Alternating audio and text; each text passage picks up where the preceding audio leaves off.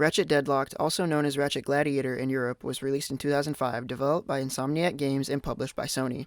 At the time, after Up Your Arsenal was completed, they started working on a project for about a month and a half titled RCR, Ratchet Racing, but they discovered Naughty Dog was developing Jack X and decided to cancel the project to avoid competition. After this, they started working on a game titled Ratchet & Clank Nexus, but was unrelated to the 2013 title. The project shifted direction and would eventually become Ratchet Deadlocked. Like every review I do, if you haven't played this game in the 20 years it's been out, here's your warning to click away and remain spoiler-free.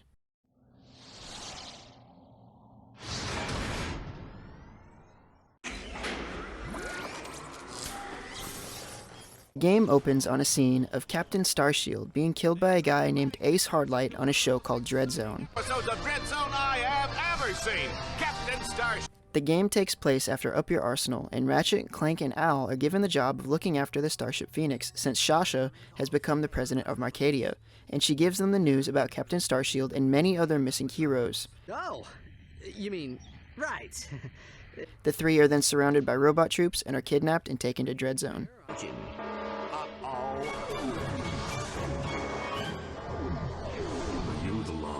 Known as Ratchet. I don't suppose you guys are here to fix the starboard engine, huh? Our next scene opens with Ratchet waking up in a new suit of armor while Al does some fine-tuning. Speaking of which, the title screen is what I imagine Ratchet being fitted into this very armor for the first time.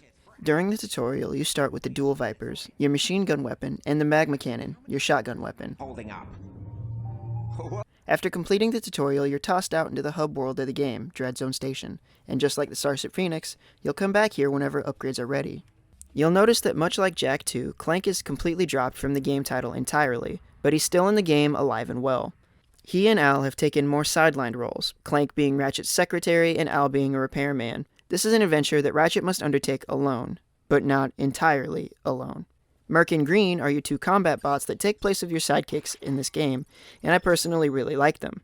They have weapons just like you do and can throw EMPs at the start, but as you progress they can hack orbs, fire grind rails for you to cross gaps, and you can order them to shield you while you turn bolt cranks, and even turn bolt cranks themselves. If you want, you can customize them too, but I prefer their default color schemes and heads. They have their own personalities too, like when you respawn from dying, Merc will break the fourth wall and tell you to pay attention this time. Our main villain for this game is Gleeman Vox, the creator of Dread Zone, who orders heroes across many galaxies to be kidnapped and only cares about ratings of his show above all else. You actually meet Vox in the tutorial area where he video calls you before FaceTime and Skype was a thing.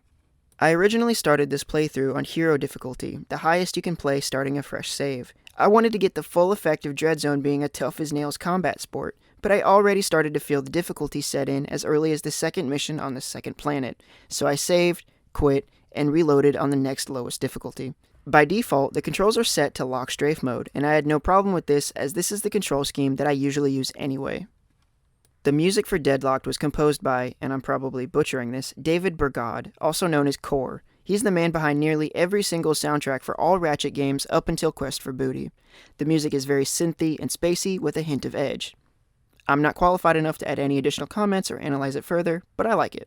In this game, you have 10 weapons, the same amount in Going Commando, but almost all of them are equally as awesome. The dual Vipers are a good example of this, as you have 2 of them compared to the previous game's single-handed blaster weapons, and another is exclusive to this game, the Scorpion Flail, a mace that you slam down that emits a shockwave and AoE damage.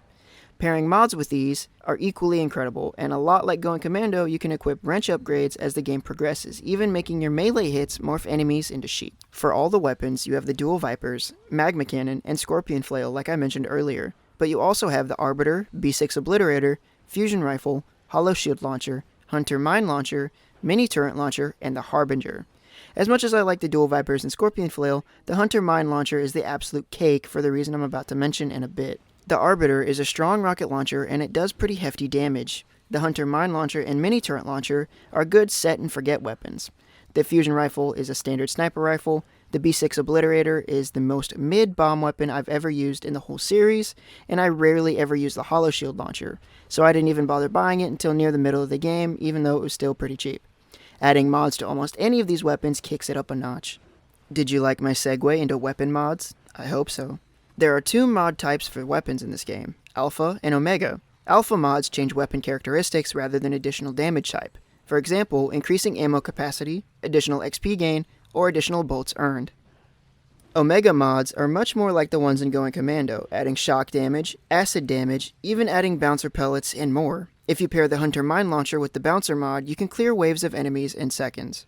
Later on, in New Game Plus, like earlier games, you can buy the Mega Weapons. Take a guess at what level they get to. 15? 20? 30 even? No. Even further beyond, at level 99. That might sound insane, but during these levels, the weapons gain much more XP and level up incredibly frequently. A weapon I mentioned earlier, the Harbinger, can level up multiple times with just a single round of ammo in certain situations. The gameplay is fairly simple, but it never gets boring. Go to a planet or Dreadzone station to complete challenges to earn points, unlock more planets or tournaments, and continue on. You also still have skill points, although in this game it straight up tells you what to do instead of just the name being a hint. However, instead of every 5 you unlock a new extra, the amount goes up the more extras you unlock, but for a lot of them, I got them without even trying to. Like past Ratchet games, there's a few different vehicle modes, but in my opinion, since their missions are only a few minutes long, they don't stay past their welcome and they aren't that difficult to control. There's a hover bike, hover ship, a spider tank Landstalker, and car tank Puma. Ace Hardlight has been #1 exterminator for Dreadzone for quite some time, but the audience are starting to get bored. During the entire game, Ratchet is being slandered by Vox and his news network, and even commentators Dallas and Juanita, in hopes of pushing merchandise of Ace further. But even with this, people still love Ratchet and he's gaining more popularity. Vox eventually becomes so desperate that he starts conditioning focus group test subjects with a shock if they don't pick the Ace Hardlight merch. Towards the end, you face off with Ace yourself, and of course you win. Ace's last words to Ratchet are warning him not to let Vox twist and corrupt Ratchet just like he did to him. Early in the game, you actually talk with Ace and see just how far off this guy has gone, saying that he doesn't compete in Dreadzone for anything other than just fun.